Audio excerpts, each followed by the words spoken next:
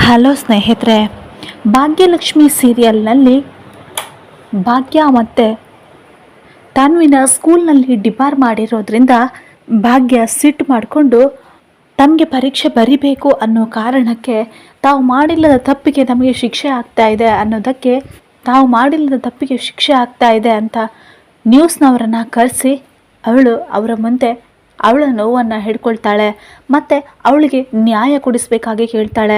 ನಾವು ಮಾಡಿದ ತಪ್ಪಿಗೆ, ವ್ಯವಸ್ಥೆಯಿಂದ ಆದ ತಪ್ಪಿಗೆ ನಾವು ಯಾಕೆ ಪರೀಕ್ಷೆ ಬರೀದೇ ಇರಬೇಕು?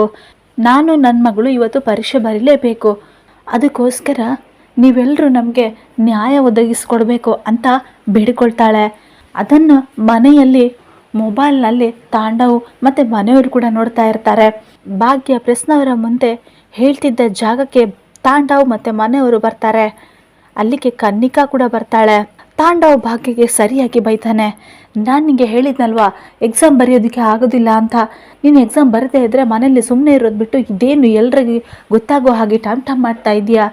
ಏನು ಮರ್ಯಾದೆ ಇಲ್ವಾ ನಿನಗೆ? ನೀನು ದೊಡ್ಡದಾಗಿ ಹೇಳಿದ ಕೂಡಲೇ ನಿನಗೆ ಪರೀಕ್ಷೆ ಬರೆಯೋದಕ್ಕೆ ಬಿಡ್ತಾರಾ? ಇನ್ನೇನು ಇವಾಗ ಪ್ರೆಸ್ ಆಯಿತು, ಇನ್ನು ಮುಂದೆ ಧರಣಿ ಕೂತ್ಕೊಳ್ತೀಯಾ ಅಂತ ತಾಂಡವ್ ಭಾಗ್ಯಗೆ ಬೈತಾನೆ.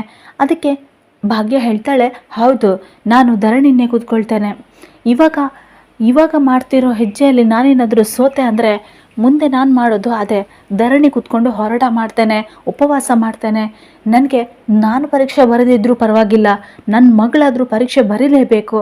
ಅವಳ ಜೀವನ ಹಾಳೋದಕ್ಕೆ ನಾನು ಬಿಡೋದಿಲ್ಲ ಅಂತ ಭಾಗ್ಯ ತಾಂಡವ್ಗೆ ಮುಖಕ್ಕೆ ಹೊಡೆದ ಹಾಗೆ ಹೇಳ್ತಾಳೆ. ಅವಳ ಮಾತನ್ನು ಕೇಳಿ ಕುಸುಮ, ತನ್ವಿ ಮತ್ತು ಕನ್ನಿಕಾ ಅವ್ರ ಜೊತೆ ಬಂದಿರೋರಿಗೆ ತುಂಬ ಖುಷಿಯಾಗುತ್ತೆ.